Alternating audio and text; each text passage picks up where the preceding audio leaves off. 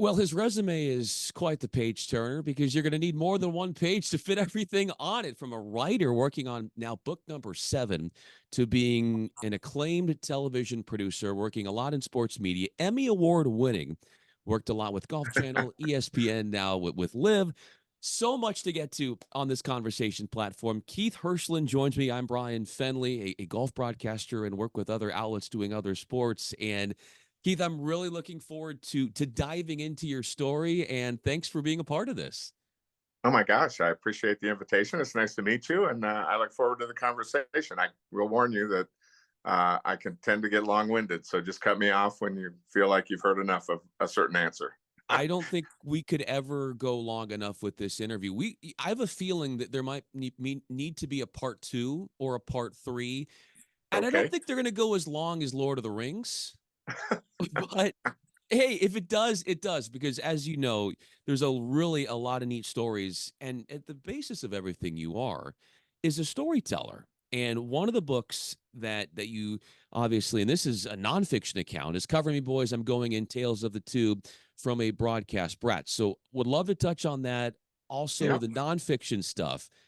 But one of our mutual friends, Joe Lyons, he told me that he was a character in one of your books. So as I start this conversation out, Keith, how special does someone have to be included in one of your books?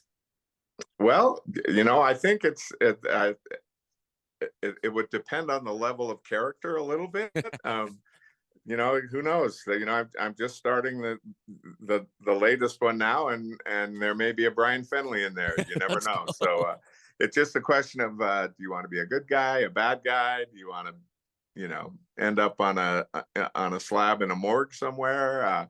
But Joe, really, it's one of the things, and we may get into it later, but it's one of the things I found most difficult about the writing is coming up with character names. And I've had such I've been so blessed to have friends that have allowed me to use their names.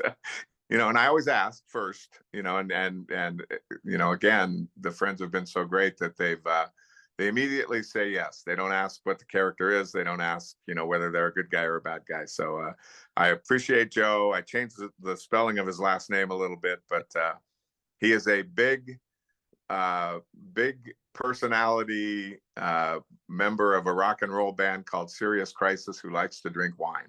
So I think there are a couple of real life comparisons to that. He does enjoy his wine, and he is a bigger than life personality. So I think that I can definitely see, while it might be a fictionalized account, there could be some clear real life comparisons. And when you are writing, how much of that act is for you cathartic and taking away life's worries?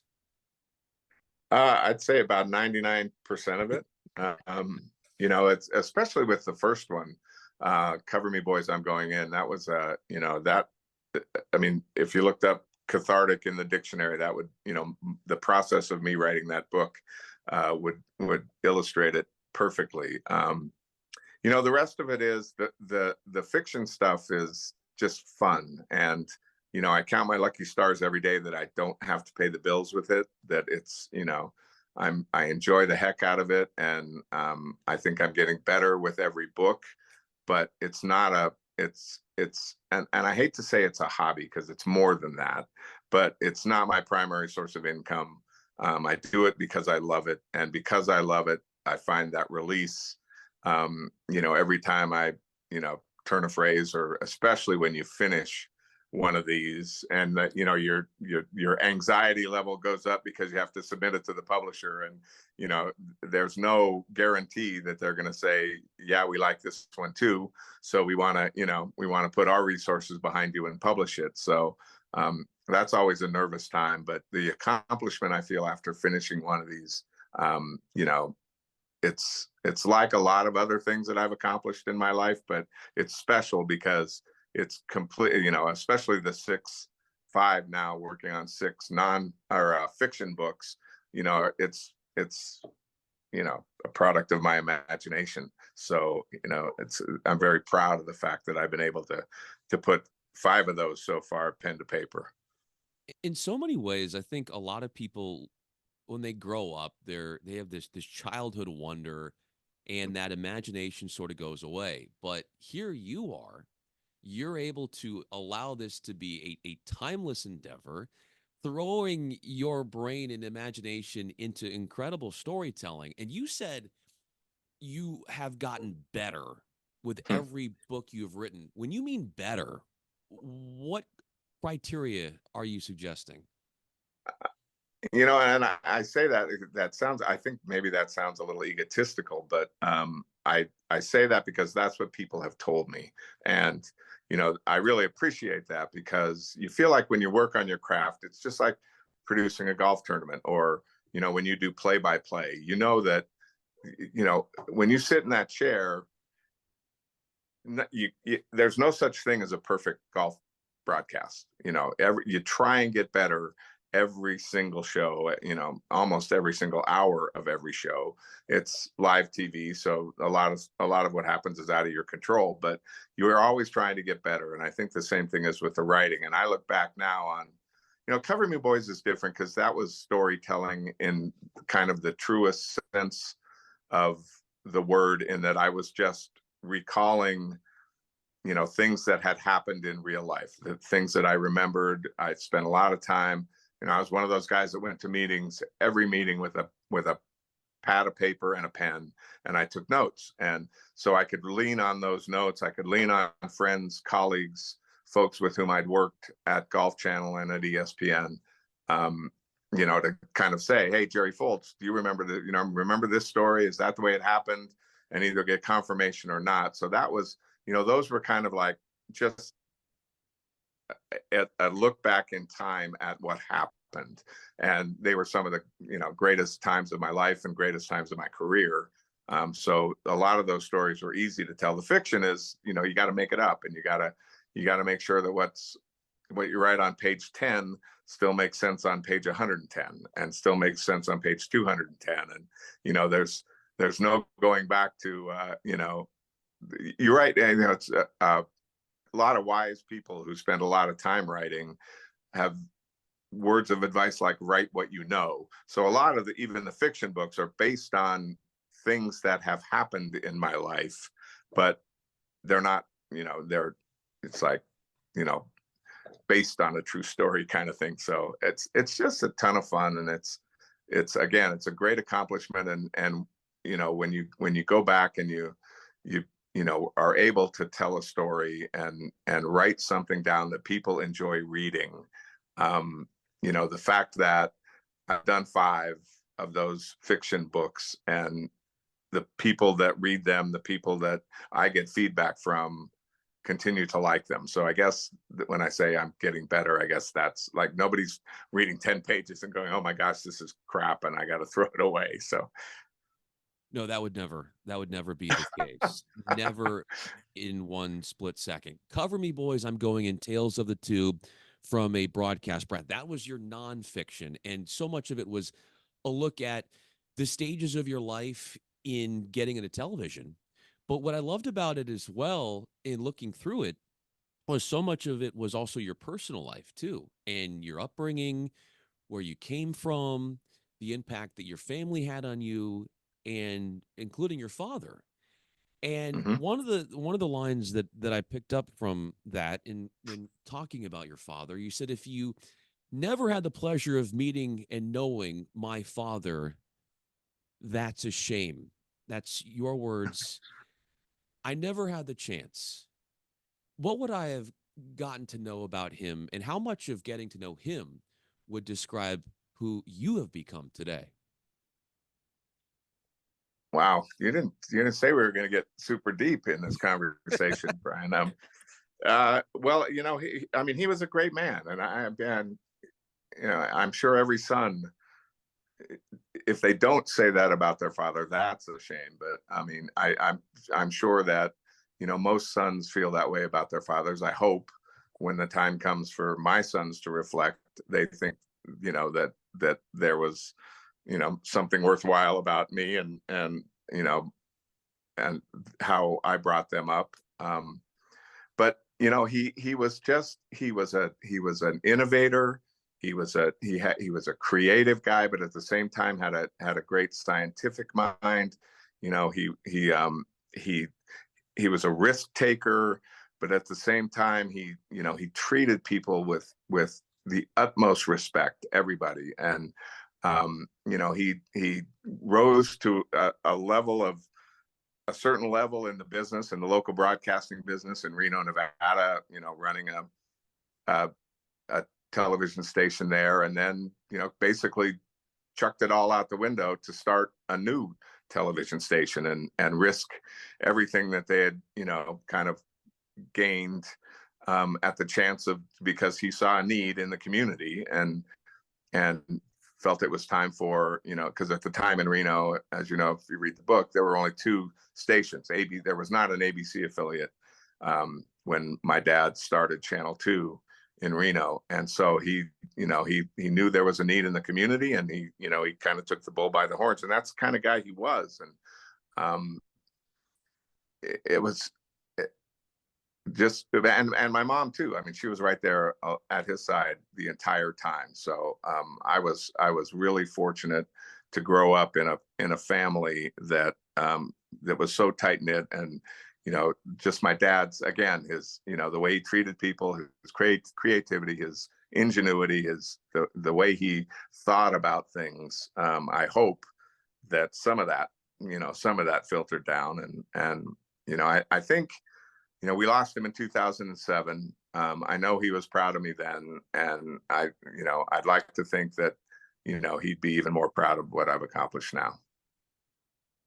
How much, and Keith Hirshland is with me, I'm Bryan Fenley, is what you're doing right now in the golf space with LIV, what you're doing when it comes to writing, how you've put yourself out there in television wholeheartedly, is in essence a way for you to maybe try to get that constant validation from your dad, and that could be one of the driving forces from where you began and where you are now.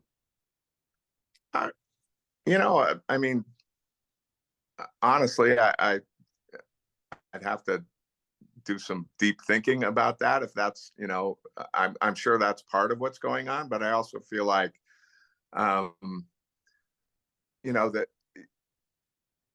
the fact that you have an opportunity, and I have been so lucky in my career to have had basically, three of these kinds of opportunities.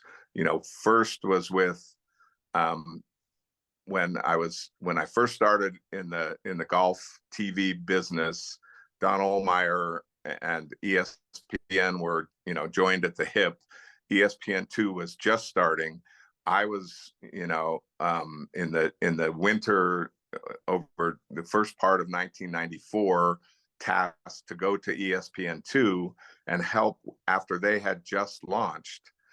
So I wasn't there when it first started, but I was there pretty early on and got to work with some incredibly talented people: Norby Williamson, Mark Gross, Keith Olbermann, who was at the time, a giant in the sports broadcasting industry, Stuart Scott, Susie Kolber, as they created this, what then was kind of this disruptor, this outlier. And, ESPN2 was, the crazy little brother that was going to, kind of be irreverent and look at things a different way. So I was there then. Then, in October of 94, I signed on. September of 94, I got the call from Golf Channel, and they hired me in October of 94. And we launched in January of 1995. So I think I was one of the first 30 or 40 people hired by Golf Channel, and hired as, at the time, the only live tournament producer. So I was able to build that team, and turn the Golf Channel. Obviously, when I first took the job, leaving ESPN, people thought I was out of my mind. And, why would you leave this great company to go to something that is never going to succeed? That 24/7, 7 days a week, 365 days a year of golf, that's never going to work. What are you thinking? course it worked. And then, you know, when I got the call from the folks at LIV, that was, you know, that was another. So there's 3 times, you know, that I've been able to say I've been pretty much on the ground floor of things that have, you know, disrupted, to say the very least, and what I would like to think changed an industry. And to go back to your question, I mean, I think that's exactly the same thing my dad would have done. Wow. My dad would have never not taken those chances. And just to also mention, speaking of taking chances, your dad risked his life for this country. Yeah. And you wrote that a lot about that in the book, and what he did in serving the country at the, you know, the time of the outbreak of the Korean War. And it's so cool to hear just how much, and it's even subconsciously, Keith, how much we take from our fathers. Yeah. We don't even think about it like consciously, but those different things that we witnessed from them when you were young, when I was young, seeing my dad, they never leave us. Even if they do physically, there are things that they show us and they teach us that are always going to be there. And the fact is, with you being there in the form of LIV, and here you are so well established in the golf broadcasting realm, but to be able to be that disruptor and to be able to be creative, how does that at LIV allow you to have this open easel where you are able to try new things and really do some good work and shaking things up and taking risks, taking chances? I mean, it's huge. And it's funny because, you know, we just to kind of rewind the clock a little bit. The reason I wrote Cover Me Boys, I'm Going, it was never in the beginning ever intended to be a book. My parents had passed away. My wife, Sarah, and I were on Maui. My parents lived on Maui for 35 years, and we were on Maui doing what you do. We were going through their things, you know, and looking at, you know, what are we going to keep? What are we going to sell? Which brother gets this? Which person, you know, what? And so we found a couple of boxes of just memorabilia that my mom and dad had collected, and, you know, letters from presidents. And my dad was on the, you know, head of the broadcasting commission for the 1960 Olympic Games at Squaw Valley. And there's his Nevada Broadcasters Hall of Fame, you know, statue, and all these things. And Sarah, she just, while we were doing this, she just looked at me and she said, "Don't let this be your kids." She said, "When you're gone, the worst thing in the world would be for them to be looking in a box and saying, 'Holy cow, you know, Dad won Emmys, and Dad helped start television networks, and Dad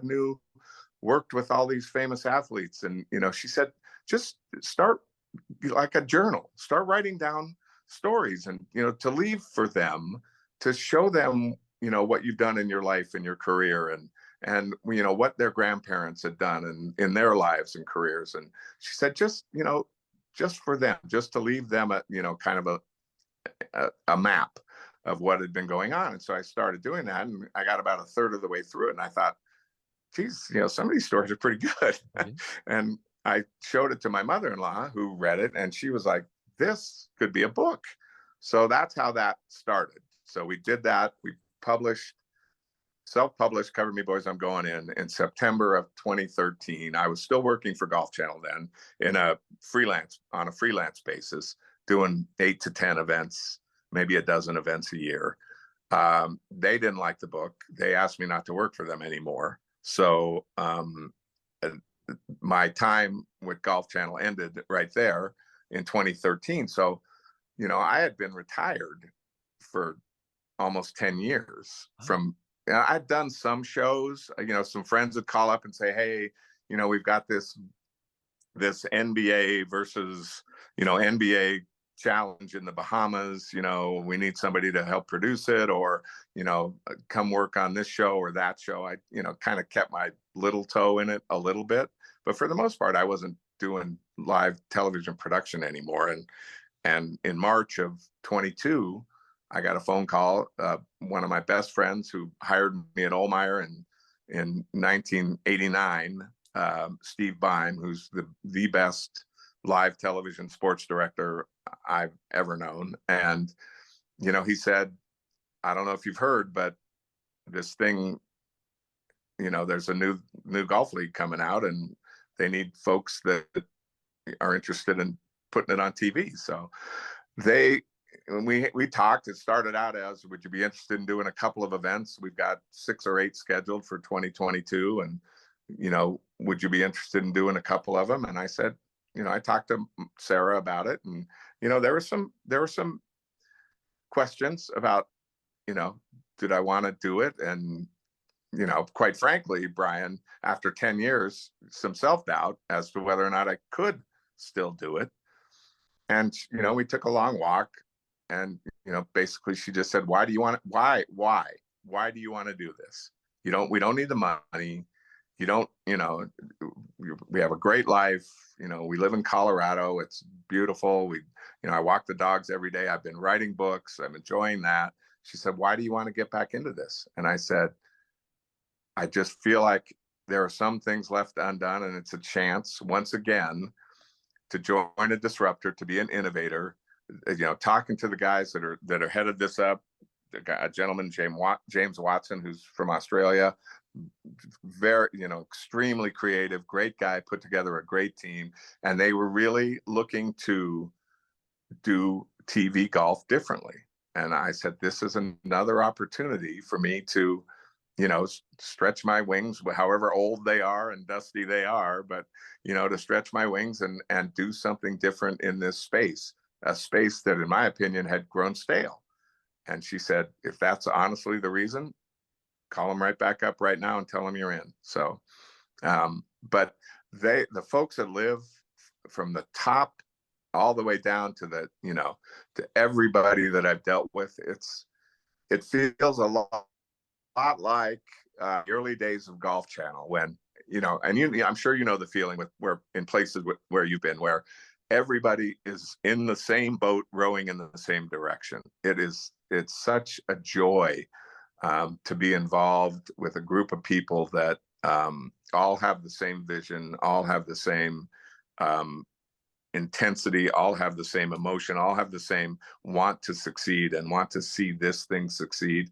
And then, you know, just to add on top, the cherry on top of that is the resources that they provide us to put these television shows on, you know, 14 weeks this last year, 2023, 14 times, has been like nothing I've ever experienced in my career. So I don't know if that answered your question. It was kind of long-winded, but you know, it's great. It's been an incredible experience.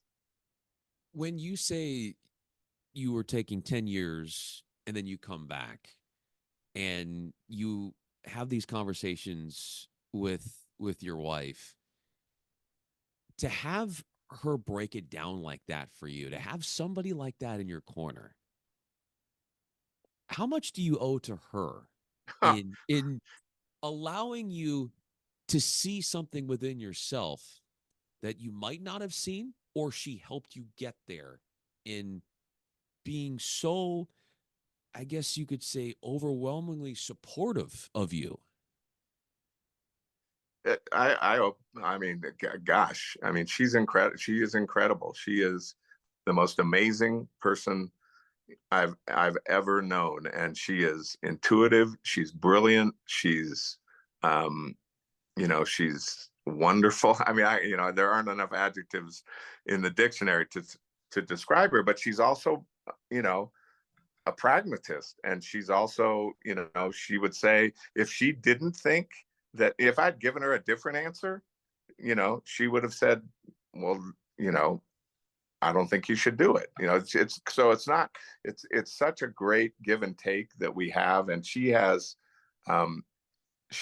centered me, I guess, in that, because I can tend to get reactionary and emotional, and you know, wanna, you know, as a old boss of mine once described me, I am ready, fire, aim.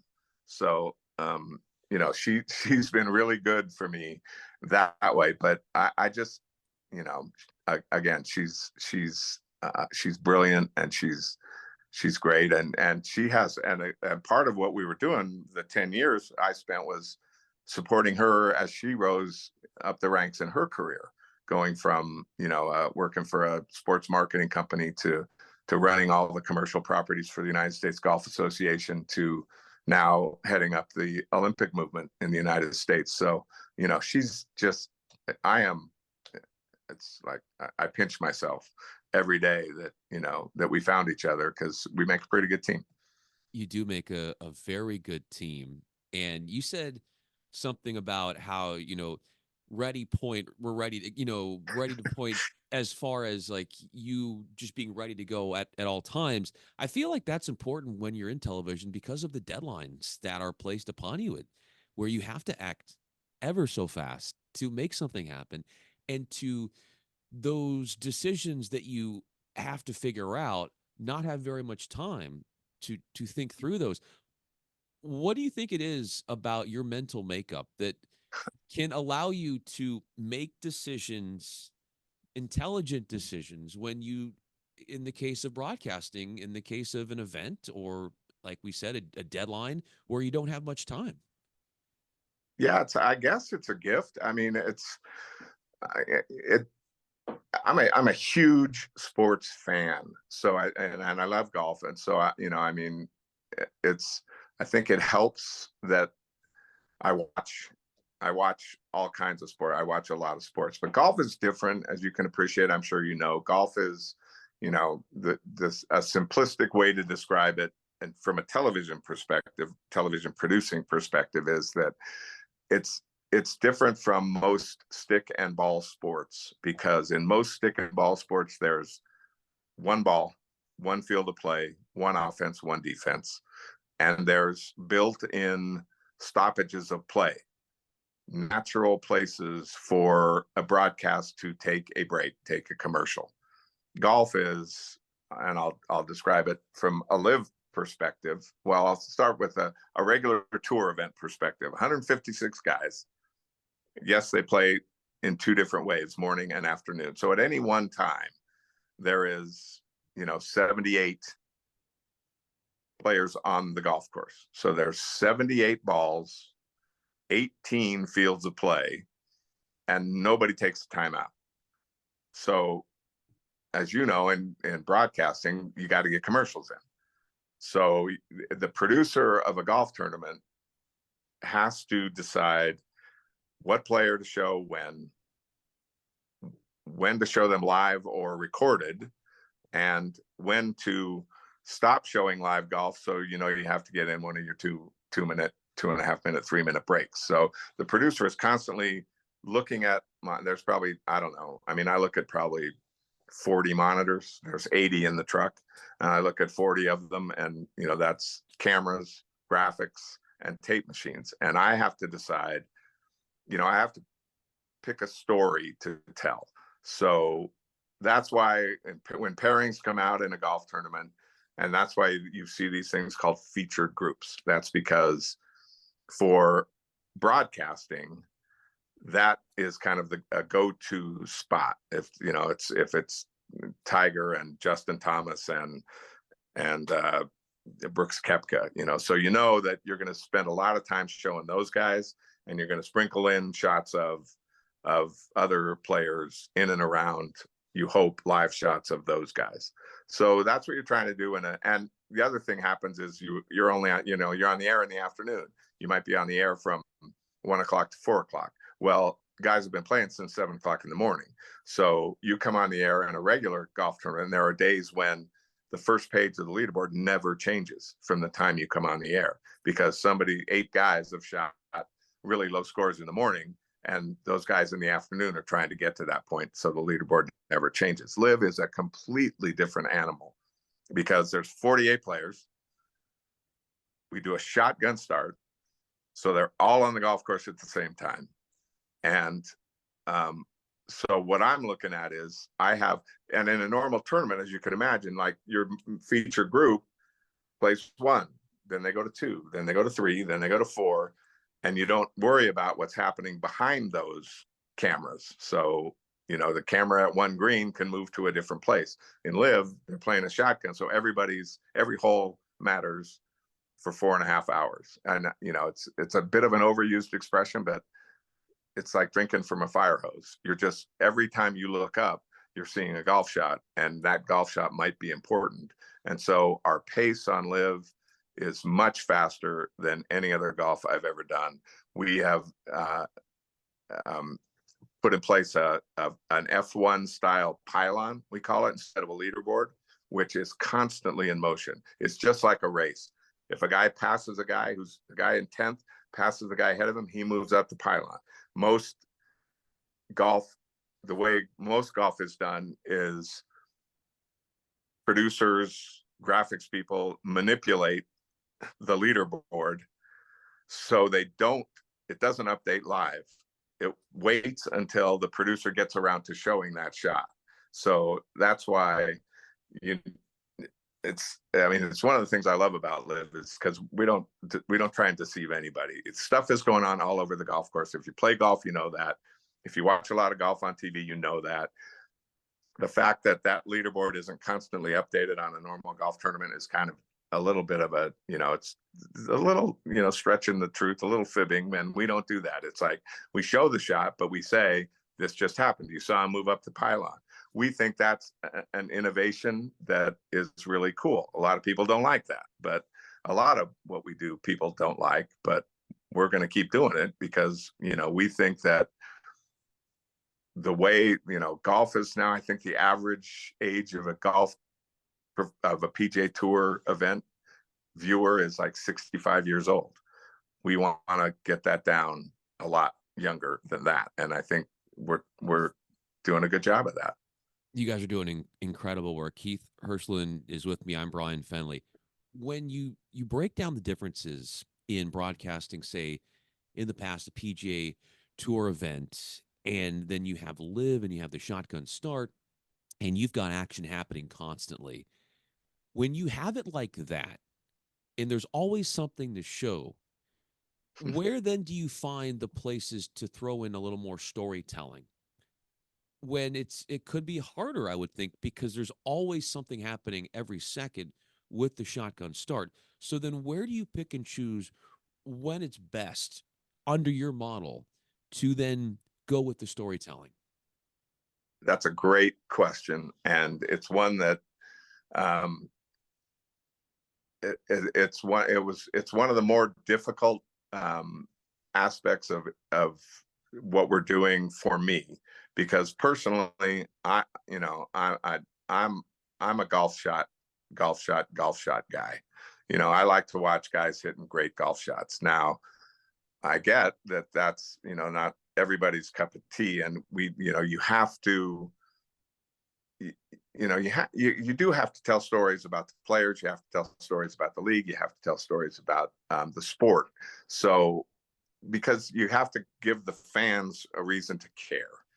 And so that's one of the things that I have, I have an ongoing, back and forth with my bosses is, it's like, they like us to get, a dozen to 15 features in a 4.5 hour broadcast. And I'm constantly saying, how about 8 or 9? And they'd like these features to be 1.5 minutes to 1 minute and 45 seconds. And I'd like them to be a minute, only, a minute max. And so we have this back and forth, but, it's, you just have to, I have to retrain, that muscle memory to say, wait, this is important. This is something that we need to do. And they're also, we have an incredible group of content, people that make content for us in that, in that regard. And they also, the other beautiful part about the LIV Golf League is that they've made it, the players know it's important. So that we have incredible access to our 48 now. With John Rahm joining, it's going to be 52 players. And so, that's the other thing. It's like, if these guys are going to give up their time, I dang well better get a 90-second feature about, what they like to do or their family life or, what makes them tick into the broadcast. So again, it's a juggling act, Brian. You find, obviously, Fridays for us, because we're 3 days, we're 54 holes. Fridays are good days to do a lot of that storytelling. Saturdays are even pretty good days up until the last hour or so of the broadcast, and Sunday less so, because the tournament's on the line and we're trying to tell the team story as well as the individual story. So you'll see fewer features later in the show on a Sunday, later in the show on a Saturday, more sprinkled throughout the show on a Friday. But it's one of those balls that you got to keep in the air when you're doing what I do. So it also makes it that makes it fun too.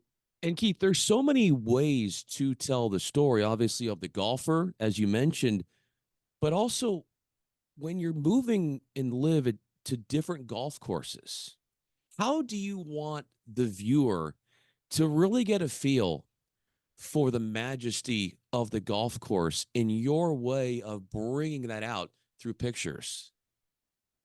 That's a tough one, and it always has been, because you're playing on a three-dimensional field using two-dimensional, in a two-dimensional medium. And so, it's one of the things that we struggle with. We're trying to come up with ways, to show the subtle, elevation changes, even the not so subtle elevation changes, and in golf courses.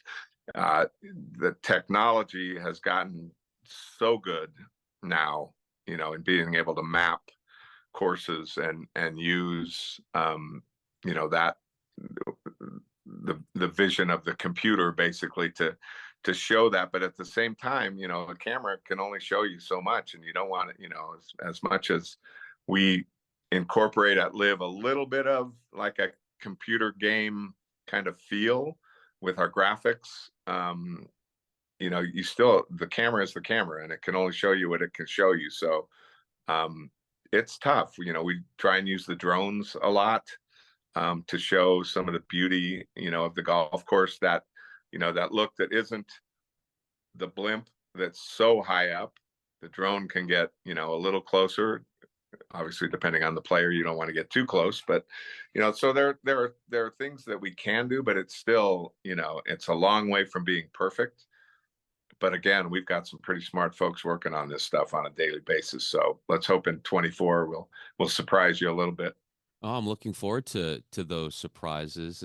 That's what they call in the business, I think, a tease. And I believe in your book, one of your books, you described, you laid out exactly the definition of a tease. So you are doing that in this interview, which means you are a broadcast professional, and that goes without saying. Coming off the great trip you had with LIV, which is fantastic, is that you're going all over the globe, and you're seeing parts of the world that are not just domestic. Saudi Arabia, Australia, the list goes on. When you're able to go into those different locations and do things as a golf presenter, what also, based upon where you are and the people that are the natives, how do you adjust what you're doing to the environment around you and what country you are and what that looks like? Yeah, it's fun. I mean, you're right. The play, I would have never, when I left Golf Channel and, was living my life, as a writer and again, supporting my wife's career, I would have never imagined that in, 2022 and 2023, I'd have visited the places that I was able to visit thanks to the LIV Golf League. And 24 is, we've got some new places on the map where we're going to be, and it's great. And you're right, you kind of invade a certain, you invade a place, but you bring golf. And the event in Adelaide was off the charts fantastic in Australia. I mean, those fans are, they are passionate, they're rowdy, they love golf, they're respectful, but at the same time, I have never seen a group of people on a golf course have as good a time as I saw those Aussies have in Adelaide. And, and then you go to Singapore, which is a completely different culture, but the fans there were amazing and fantastic in their own way. And you're right. You have to adapt. We're the ones that are coming to, these people are inviting us into their homes, and, you just do everything you can to show the utmost respect for the way they live, the way they, the way they cheer, the way they root for their favorite players, the way they love the game. But, it is, that part of it is pretty universal. The fact that golf fans are pretty much golf fans all over the world, although some of them are a little louder than other ones. How does your fandom come out at LIV? I don't. I'm not sure I understand the question. I will answer it, and maybe this isn't the question. I have favorite players? Yeah, or like you, as far as like you love golf regardless. So the fact, even though you're working in it, there's the fan, the allure of where you are and the excitement, because these are really cool places that you're going, working with incredible people. So there's that fan excitement that I feel even when you're working these events is basically what I'm saying. Keith, where does that show itself? Yeah, I think it's, well, I'd like to think it shows itself in the, gosh, it's a little hard to put into words, because you can't. I hope it shows itself in the way that we present the broadcast, because my feeling is that all 48 of these guys, all 48 of the guys that played the LIV Golf League in 2023 are great players. Every single one of those guys has a huge fan base. It is incumbent upon me, and like I said, I have favorites of my own, but I would be derelict in my duty to, not show as many of our players as I possibly can on a broadcast. And I would bet, and I count most of the time, but every player that teed it up on the league in every given day has gotten on television at least once a day. So, and I think that's important. And Tommy Roy, who, has produced golf on NBC forever and ever and ever, and is, he set the gold standard for the way that golf is produced, the way that PGA Tour golf is produced. He used to have a saying that at the U.S. Open, that if you were, if you were good enough to earn your place in the field, you were good enough to be shown on television. And, it's not the same thing, because again, he has 156 guys he's theoretically has to show, where I've got 48, and it's a lot easier to show 48 than 156. But I still think it's really important that, we showcase every single player on the LIV Golf League.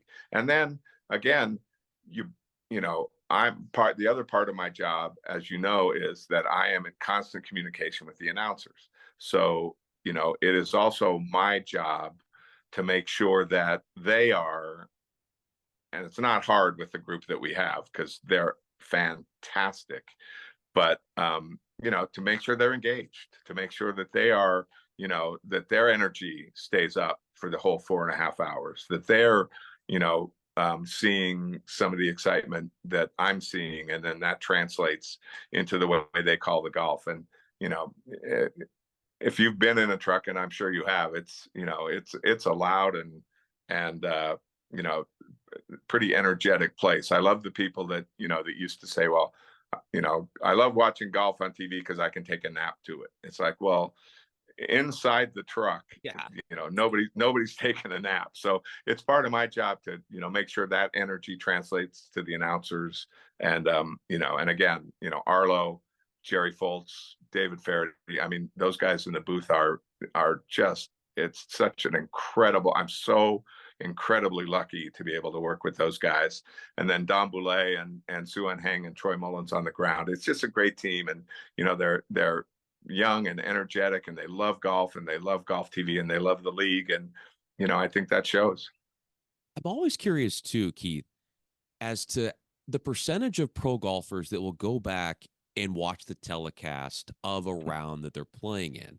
When you have a league where, like you're saying, every golfer essentially is getting their moment in the limelight, when a golfer within LIV will then, I guess, evaluate or go back and watch it, and the fact is that everybody essentially is being included, what are the reviews that they're giving you, especially when you are able to showcase just about everybody? They're, I would say, mostly positive. I mean, Yeah. it's still, we still get, well, I only, I shot 67 today, and you only showed me 3 or 4 times. It's like, well, man, I really appreciate the fact that you're watching. That's great. And, I got you. I'll try and do better, tomorrow. And, it's everybody, the reaction to what we're doing, from a player point of view, from a team's, the people that represent the 12 teams in our league point of view, and I think from the upper management, the folks, whom I report, appreciate, that fact that we're not just sitting back and, showing guys, once they get to the green, showing somebody walk around, for 2.5 minutes before they hit a putt, or, I do my darndest. It's what we call staying with the group. One player hits a shot, you stay for the next player. There's always, in my opinion, there is always time to put in, to show a shot from another player before that second or third player hits. Now, if it's Matt Jones or Pat Perez or even Dustin Johnson, to a certain extent, that's not the case, because they play quick. DJ is one of the quicker players in our league until he gets on the green. So when DJ gets on the green, he takes a lot of time, which means that I know I can show a lot of other players. If it's DJ's turn to putt and he's just put his ball down, I know that I've got a lot of time, and I can get in 3 or 4 or 5 shots from other players around the golf course. And we also do our things called don't blinks, which are just, somebody might be not in contention, but it's a name player. It's somebody, these guys all have fans. So, we may throw 3 or 4 shots of, somebody who's 4 or 5 shots off the lead, but they deserve, they're among the 48 best players in the world, and they deserve some airtime. So, I think that, again, I think the players' reaction, at least from what I've heard, is pretty positive, and I will take that as a huge success from a broadcasting point of view. As long as whenever they're pretty positive, I will take that as a huge success. Oh, I think there's a ton of positives, and I love the experience of it. It's very much more interactive and immersive than other places with the way you all at LIV do things. And you work with so many different personalities and so many different golfers, and you travel to so many different places, and you're doing so many of these things that you're doing they've never been done before. And in TV, a lot of times I would say, well, if people like to say, well, if that worked, then the best way of saying that you did a good job is imitation is flattery. So there's a lot of copying that happens in sports. Sure. As far as, oh, this network did a really cool thing. Now we're going to include that as part of our telecast as well. When you, as a team, sure, the experience you have in golf, it goes without saying, but when you're doing things that have never been done before, and you being a pioneer, what does it take to make that happen, and to have that gall or that chutzpah? Well, I think it's a couple of things. I mean, and I appreciate all the kind words, and I appreciate the folks, and whether it's across social media, whether it's people that we see on site, that say the same thing that you just said, that they're enjoying the product. because of the different things that we're trying to do. You know, David Hill was a mentor, a LIV Golf League mentor in this as far as the broadcast thing was concerned, because, you know, they brought David in, who is, you know, he was the genius behind a lot of what Fox Sports does. And, you know, the first thing he said, among the first things he said was, we LIV Golf should make golf a lean in experience, Yes. like most sports are. You want the viewer to lean in. You don't want the viewer to lean back and fall asleep. So a lot of what we do is trying to incorporate that vision, to put colorful graphics on the screen. Again, the pylon that's constantly moving, the drone aerials that we use of the flyovers aren't the traditional slow down the fairway and he wants to hit it here 290 yards, and then we just whip down the fairway with our racing drone. And just you know, again, it's like, I mean, and I love that phrase. It's like lean in. Let's make golf a lean in experience, which it's never been before. And, you know, yes, you know, imitation is the sincerest form of flattery. And, you know, some of the stuff that we've tried, and, you know, keep in mind, Bryan, you know, we've done 22 events, 22, you know, the league has only been in existence for 1 year. And, you know, I mean, LIV has disrupted, you know, the television golf and the golf industry, you know, unlike, you know, I'm not sure anything, you know, ever before it. And we're seeing some, you know, it's funny, you watch golf from other networks now, and there are these little things that are creeping into their broadcasts that are like, okay, cool. I like that. And I wonder I where that watch, came from. right? Yeah. And it's fine, because like Don Olmeyer once said, it's like there are no new ideas. It's just, you know, people are, you know, taking great ideas that have come before and improving on them. And, you know, I watched a little bit of the qualifying tournament today, because that, in my 18 years at Golf Channel, that might have been my favorite event every year, because of the drama and just lives on the line and how much it meant to the guys. And you know, they had like 5 names on the leaderboard. And I was like, well, but like, who's in 6th, 7th, and 8th place? Because if they make a birdie, they're going to jump into 5th place, and you know, they might get their card. And I was like missing my pylon. I was like, where's the pylon? It has 18 names on it, and it's constantly moving up and down. So I'm not sure that, you know, that Sellers at CBS or Tommy at NBC will ever get to a full pylon, but you never know. I mean, you know, but that's also when we go back and to the laboratory, as we go back before we start up again the first part of February, we're going to be constantly thinking of what to do next, because that's what our broadcast and that's what this league is all about for us. Not sitting back and resting on what we've done, but how to improve it, how to make it better, how to make, you know, what did we do last year that didn't work? What do we do this year that'll work better? And that, I mean, I love the creative people that we've got working for us from all over the world. Our graphics guys, they're based in Australia. You know, our TV crew, the camera guys, we have 70 cameras on the golf course. You know, that, because we have to cover every tee, every green.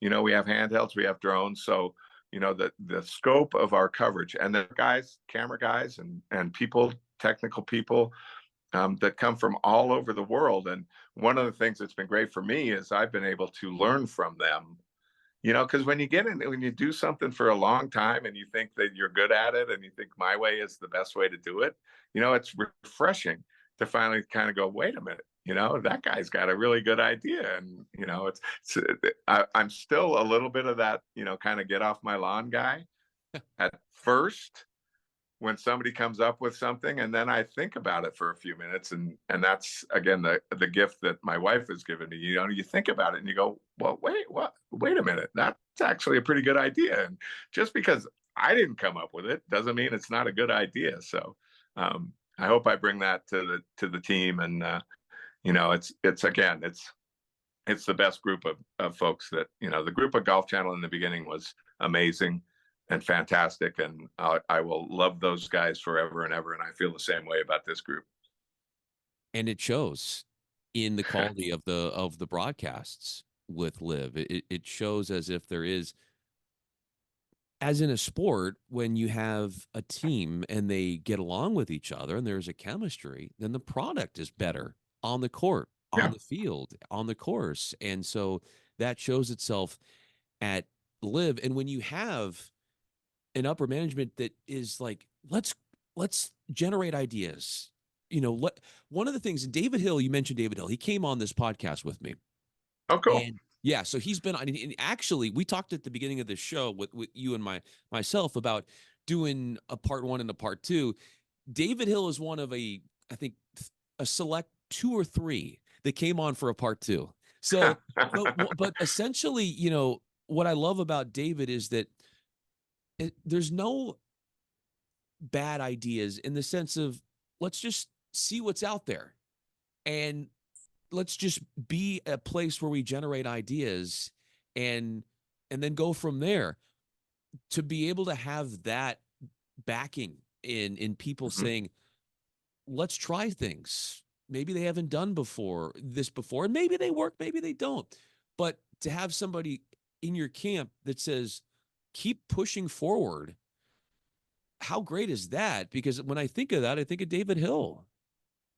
Absolutely. And you're right. It's amazing. And the other thing you're absolutely right about, and he's right about, is try it.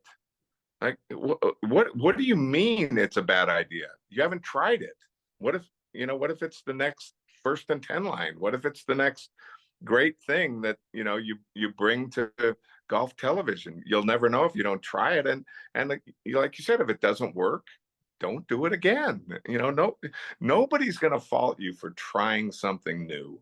So, and again, I think that's, in a small microcosm, that's the mantra of the league. It's like we're trying something new. It's additive.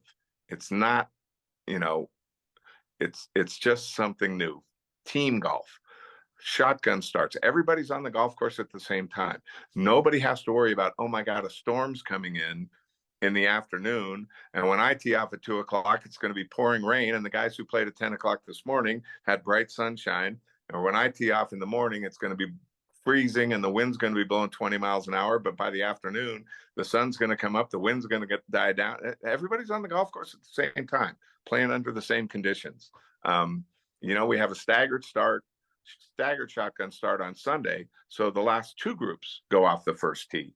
We have, in 22 tournaments, we've only had one event where the winner didn't finish on the 18th green. So people who say, oh, the winner's going to come from somewhere on the golf course, and you can't watch that and you can't pay attention to that. One time, Bryson DeChambeau won a golf tournament on the second hole. And it was fantastic because he shot 60 nothing on the last day and, came from behind to win. And because we have cameras everywhere, we can document that. But, the argument that the shotgun start doesn't work, I think, can be countered with more arguments saying why it does. So, getting back to your David Hill point is, I mean, the guy's a genius. Obviously, he's on the Mount Rushmore of thinkers in terms of sports television. And I would put Don Ohlmeyer on there as well. And I've been fortunate enough to have been able to, work with and for both of them. And I think a lot of people would say they've been fortunate enough to work with you. And as we wrap up this conversation, Keith, it's so cool to hear just how here we went a lot of places in this conversation. That's what I love. And again, it's all for people to see the different elements of your life, that which matters most to you. There's the family side, there's your wife and how she has been your support system through this all, which is a great story in itself. And that it was the wife that helped validate, let's go to LIV, let's try this. And now that you've been a part of this and to see where it's going, I can't imagine how rewarding it is for you and for a wordsmith and for somebody that's so creative to be able to have all of these different outlets to channel that creativity has to be so gratifying and satisfying, which I feel like this conversation has been, Keith. And I can't thank you enough for being a part of this. And this was memorable. This was a memorable one, and I thank you for that. Oh, it's been my pleasure, and it's, you've made me think. You've made me think about, why I do what I do, and you've made me think about, what motivates me, and you've made me think about what things I'm most proud of, and what things I may or may not have regretted along the way. And I mean, that's always a good conversation, and I would welcome, a chance to do it again, and we can talk about Joe and some of the Murphy books, or anything you want. I've had it's been a pleasure, and I've enjoyed it very much. We're gonna do it. You are part of exclusive company. A part one and a part two. That doesn't happen very often. Definitely worth a part two, and we could even go further from there. Keith Hirshland, you know him as a TV executive, certainly doing a lot of great things with LIV, writing books. Number 7, he's working on now. I'm Bryan Yep. Fenley. Keith, such a pleasure. Appreciate you so much. Thanks, Brian.